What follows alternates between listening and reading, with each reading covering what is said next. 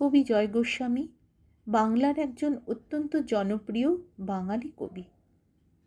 তার সহজ সরল ভাষায় লেখা জটিল জীবনের এবং আবেগের বহিঃপ্রকাশ ঘটেছে তার বিভিন্ন লেখার মাধ্যমে।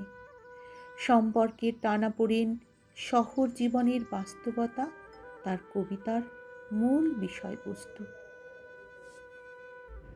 আমার আজকের নিবেদনে কবির একটি সংবেদনশীল কবিতা। কবিতাটির নাম টিউটোরিয়াল।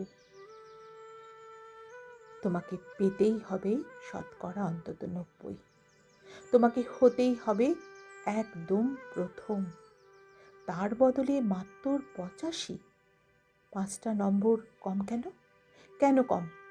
এই জন্যই আমি কি রোজ মুখে রক্ত তুলে খেটে আসি? এই জন্য তোমার মা কাক ডাকা ভোরে উঠে সব কাজ সেরে ছোটবেলা থেকে নিয়ে যেত তোমাকে স্কুলে পৌঁছে দিতে?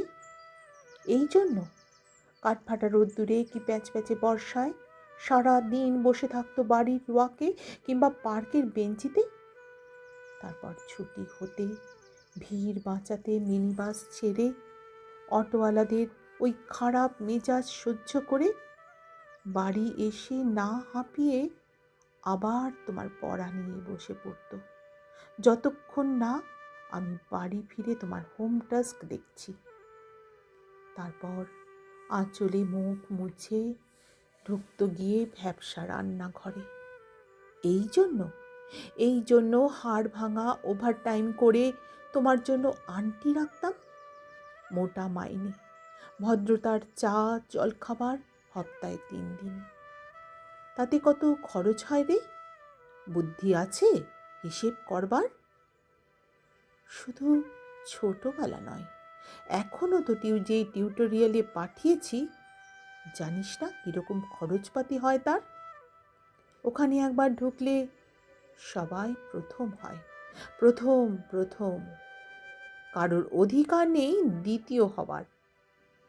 রোজ যে যাস, দেখিস না কত সব বড় বড় বাড়ি ও পাড়ায়, কত সব গাড়ি আসে, কত সব বড় বড় গাড়ি করে বাবা মারা ছেলে মেয়েদের নিতে যায়। আর ওই গাড়ির পাশে না পেছনে ওই অন্ধকারটায় রোজ দাঁড়াতে দেখিস না নিজের বাবাকে? হাতে অফিসের ব্যাগ, গোপন টিফিন বাক্স, ঘেমো জামা, ভাঙা মুখ। দেখতে পাস না মন থাকে কোথায়? ওই মেয়েগুলোর দিকে যারা তোর সঙ্গে পড়তে আসে। ওরা তোকে পাত্তা দেবে? ভুলেও ভাবিস না ওরা কত বড় লোক। তোকে পাত্তা দেবে, তোকে পাত্তা পেতে হলে যেতে হবে বিদেশে, ফরেনে। এনআরআই হতে হবে, এনআরআই। তবেই ম্যাজিক দেখবি। কবি সাহিত্যিক থেকে মন্ত্রী অবধি এক ডাকে চেনে। আমাদেরও নিয়ে যাবি, তোর মাকে আমাকে মাঝে মাঝে রাখবি নিজের কাছে এনে। তার জন্য প্রথম হওয়া দরকার প্রথমে, তাহলেই ছবি ছাপবে খবরের কাগজ। আরও দরজা খুলে যাবে, আরও 5, আরও 5, আরও 5। 5 করেই বাড়বে। অন্যদিকে মন দিস না। বাঁচবি তো বাঁচার মতো করে বাঁচ। না না বাপি, না, আমি মন দিই না কোনো দিকে। না বাপি, না না, আমি তাকাই না কোনো মেয়ের দিকে।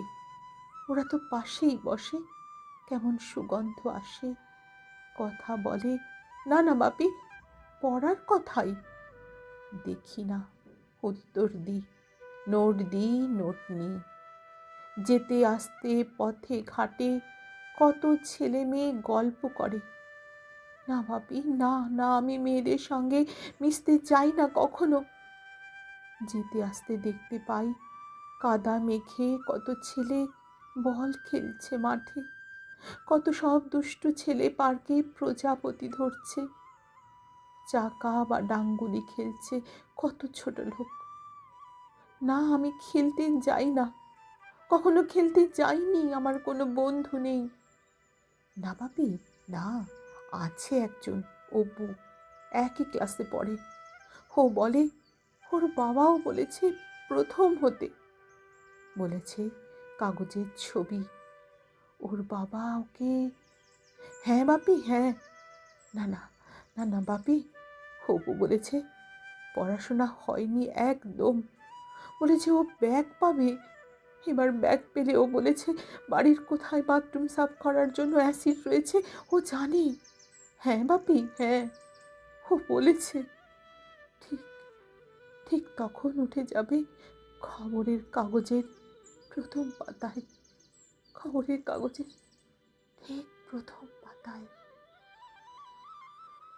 আজকে আমার এই কবিতা পাঠ যদি তোমাদের ভালো লাগে বন্ধুরা, তাহলে একটি অমূল্য ভালোবাসা রেখে যেও আমার কবিতার পাশে। অসংখ্য অসংখ্য ধন্যবাদ তোমাদের।